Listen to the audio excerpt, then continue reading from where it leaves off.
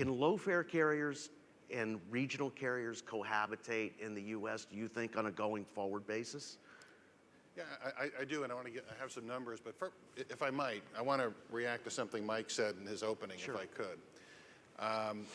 As someone who's pretty familiar with the European Union, I think you nailed that right on the, it was probably for all of you out there, it's probably the best explanation you're ever going to get for how aviation's treated in Europe. Bruce, I think you'd agree with that. I do want to sort of get to sort of what was maybe implied in there, that we have it much better than you do, because I don't think we really do. You talked about 1,100 amendments. I used to work for a couple of senators, and back in the 80s, things were different then, but some of the same tricks were deployed and are deployed today. Senators will offer 1,100 amendments to things. I guess you can debate whether our situation is better than Mike's, where in Europe they dispose of them all in one day. Here they don't. You have the 1,100 amendments. It's designed to muck up the works, and you don't dispose of any of them, and so nothing gets done. Nothing. The speech yesterday the Secretary gave was terrific. I agree, and I think he's personally committed. I think there are a lot of politicians in Washington, on the Hill and elsewhere, who are personally committed and give really good speeches, and the fact is nothing's gotten done. Whether it's the political climate in Washington, which is, when I first got there, people like Jacob Javits were there, and Scoop Jackson and all those folks. Things got done. Things don't get done anymore. I don't know whatever explanation you want to have for it. The fact is, lots of good speeches are made, and you're right. No member of the Europe, I don't think Commissioner Collis would have given the speech that the Secretary gave yesterday, but nothing gets done, and it's just frustrating. I think that the end result in the U.S. is that the U.S. government's not only isn't supportive of investment in aviation infrastructure, they're actually holding it down because nothing gets done.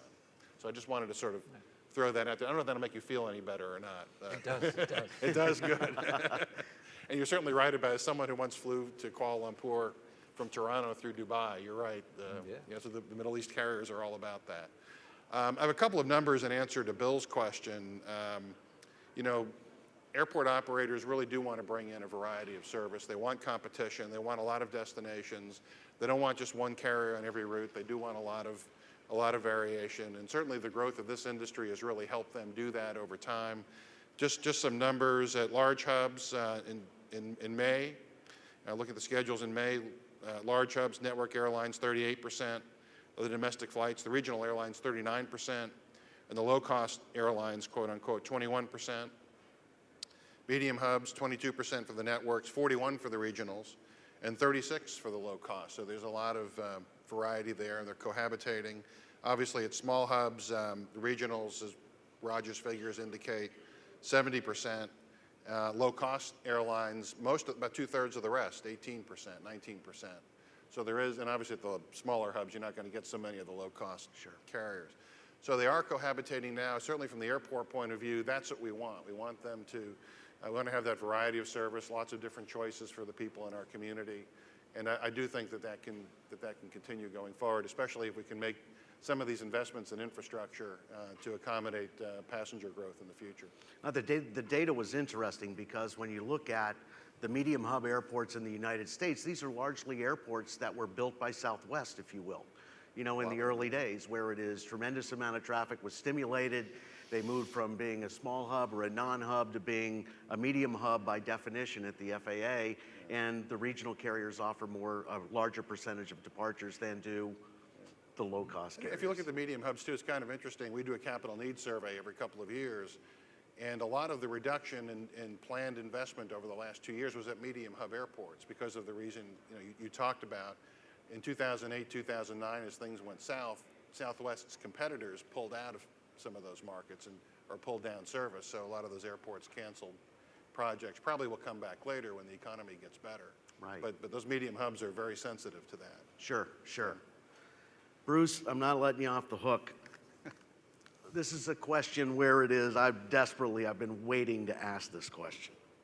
So I'm going to ask you for a minute to take off your Alliance hat. Put your regional executive hat back on for a minute, okay? Few U.S. airlines have experienced this dysfunctional relationship between the mainline and the regional carrier like you. That said, and assume that you had a clean whiteboard, what would be the immediate changes you would make to the regional mainline relationship to make it the best it could be? And I want to hear this utopia. Right. Well, let's see. So yes, I'll go back in time a few years to where I used to be, and I think you used the word dysfunctional. You know, I think if you'd asked me back in the early 2000s when I was deeply engaged in working with you, I would have said that we were doing our best to put the fun in dysfunction, and we would be, you know, carrying on with that. It was before I spent all my time overseas. Now, I'd been overseas, of course, many times, but I hadn't worked in places like India and Saudi Arabia and kind of all around the globe. And I've come to learn that things that I used to think are dysfunctional, when put in the broader global perspective, we actually have it pretty good here in many ways. The kinds of things you see are too long for me to tell, and so unbelievable that people would think I was making them up. And so, you know, I think about your question. I say, well, what was it that we struggled with? And I'd have to say that, you know, the way this industry works is a little strange. You partner with a mainline carrier or carriers. You run that partnership through an agreement, and the agreement is based usually on measurable things: how many block hours you flew, how many departures you had, whether you were on time or not. Pretty simple statistics that describe almost nothing about the things that you actually do every day. They describe very little about the problems that I used to face about how do we get more regional jets? How do we get bigger ones? How do we move them all from one part of the country to the other overnight? Right? How do we get all the airplanes to fly wherever we want them, but without ever giving them time to do maintenance or crew changes? Okay? All those sorts of things are not captured in those agreements at all. And so what do you get? You get a perception of dysfunctionality and unhappiness. They don't understand me from both sides. Why can't they just do what I'm saying? I have an agreement. It says that they need to do whatever I tell them. How can they ask us to do this? It's not possible on the other side. Right? I think you probably had that story before. So what is it that brings all that together? Well, over and over again, in every country I've been to, in every environment I've worked, it's all about, and I hate to say it, it sounds so simple, communication, talking to each other. Those kind of problems cannot be solved by legislation, fees, lobbying, you know, throwing things, getting mad, or even by contracting, because whatever you contract for, they don't fit. It can only be solved by communication. And perhaps that sounds oversimple, but the great problems of the world are either very simple or else I'm too simple to articulate them in another way. You know, that communication thing does sit at the heart of an awful lot of issues in any industry. Sounds like they need a marriage counselor. They may. There have to be some questions from the audience for the panel, please. Got one right there.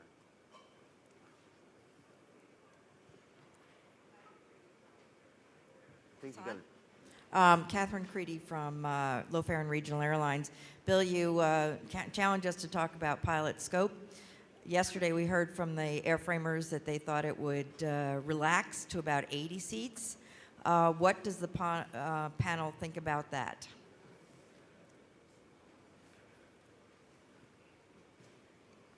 Mike, you don't have the same kind of scope issues necessarily that we have, so it might be kind of good to hear from your perspective, and then I'm happy to allow the representative from the airport and the alliances want to engage in this non-controversial topic.